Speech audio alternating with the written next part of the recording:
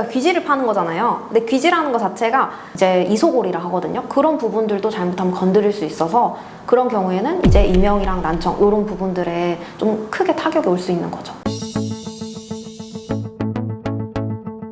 안녕하세요. 편안한 일상을 되찾아주는 이비한 한의원 이현진 원장입니다. 원장님 혹시 영화 좋아하세요? 네, 최근에 본 영화 혹시 있으세요? 엘리멘탈. 너무 오래된 거 아닌가요? 요즘 영화 시장에서 네. 가장 최근에 잘 된 영화가 하나 있어요. 파묘라고. 오. 들어보셨죠? 네네. 네. 영화에 파묘가 있었다면 네. 이비인후과에 오는 환자들은 네. 귀를 자꾸 네. 파요. 아. 귀를 네. 파는 것은 안 좋은 건가요? 당연히 안 좋죠. 그러니까 귀지를 파는 거잖아요. 근데 귀지라는 거 자체가 우리 귀를 보호를 해주는 거예요. 근데 거기에다가 이제 원래는 여기 귀 안쪽에 있는 그런 세포들이 자라면서 얘네들이 자연스럽게 빠져나오거든요, 귀지가. 근데 그거를 인위적으로 파내는 거잖아요. 우리가 귀가 이렇게 웨이도가 있어요. 근데 이 웨이도를 파내는 건데 문제는 이 웨이도에도 피부잖아요. 웨이도도. 이 피부가 상처를 입는 거예요. 파내는 그 행위 자체에 의해서. 근데 그게 꼭 그런 웨이도 부분 상처뿐만 아니라 안 보이잖아요. 안 보이다 보니까 고막을 건드릴 수도 있거든요. 그러다 보니까 추천드리진 않아요. 웨이도 같은 경우에 상처가 난다 하는 경우에는 염증이 생길 수 있는 거잖아요. 그래서 말 그대로 웨이도염이라든지 이렇게 발생할 수 있는데 근데 이게 문제는 건강하신 분들 같은 경우에 금방금방 회복이 되고 돼요. 근데 문제는 뭐 당뇨라든지 아니면은 이제 좀 나이가 많이 있으신 분들 혹은 뭐 내 면역력이 많이 떨어져 있으신 분들 이런 분들은 그 염증이 이제 막 파급되는 거죠. 그래서 문제가 생길 수도 있는 거고 그리고 뭐 고막이라든지 이런 데 건드리면 당연히 고막에 구멍이 뚫리잖아요. 근데 그것 때문에 이제 뭐 이명이라든지 난청이라든지 이런 부분들도 생길 수 있어요. 이제 저는 안 보이지만 외부 사람들이 보면 야 너 귀 좀 파라 이런 얘기도 하잖아요. 아, 그래도 참아야 되는 건가요? 위생적으로. 아, 위생적으로. 네. 이제 뭐 겉부분만 살짝 하는 것 정도는 괜찮기는 해요. 근데 문제는 이제 한 번 귀 파면 이렇게 사람들이 좀 시원하게 파려고 하잖아요. 그런 것들이 좀 문제가 되는 거죠. 귀지는 자연스럽게 나온다고 하는데 그러지 않는 경우도 있잖아요. 그럼 어떻게 해야 돼요? 귀지 자체가 애초에 말씀드린 것처럼 자연스럽게 나오기는 해야 되는데 이제 그렇게 자연스럽게 나오는 능력 자체가 좀 떨어져 계신 분들도 있으세요. 근데 그러면은 귀지가 내 웨이도를 막으면서 소리가 제대로 안 들리는 경우도 있거든요. 근데 그렇다고 본인이 스스로 파기에는 좀 위험해요. 그래서 이비인후과 방문하셔가지고 내 현재의 귀 상태도 확인하고 그리고 거기에서도 이제 귀 이렇게 파주실 수 있거든요. 그렇게 해보시는 게 나을 것 같아요. 귀 안에 귀지가 좀 떨어지다 말아가지고 밖으로 안 나오게 되면 달걀달걀 소리가 나는 경우가 있어요. 그렇죠, 있죠. 환자분들이 이명이라고 착각을 해서 오시는 경우도 있어요.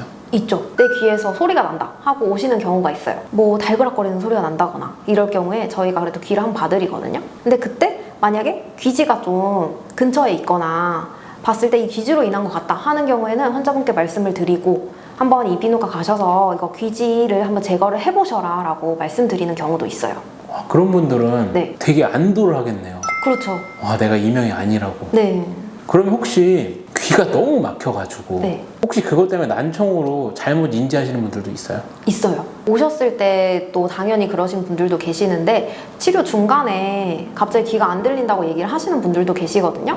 근데 그러신 분들 중에서 보면은 이게 귀지 때문에 내가 귀지를 제거하는 능력이 떨어지면서 귀지가 제대로 나오지 않아서 소리가 안 들린다 얘기를 하시는 분들도 계세요. 근데 이제 저희가 뭐 귀지를 이렇게 파드리거나 하는 현재 지금 그런 기구는 없기 때문에 이비인후과 가셔가지고 한번 제거를 하셔라 라고 말씀을 드리거나 이제 환자분들 중에서 혹은 뭐 아니면 주변 사람들 중에서 귀가 잘 안 들린다 해서 갔는데 이비인후과를 갔는데 귀지가 정말 꽉 막혀 있어서 그랬다 하고 얘기를 하시는 분들도 계세요. 그리고 그 아까 전에 그 귀지가 꽉 막혀가지고 소리 안 들린다는 거 말씀드렸었잖아요.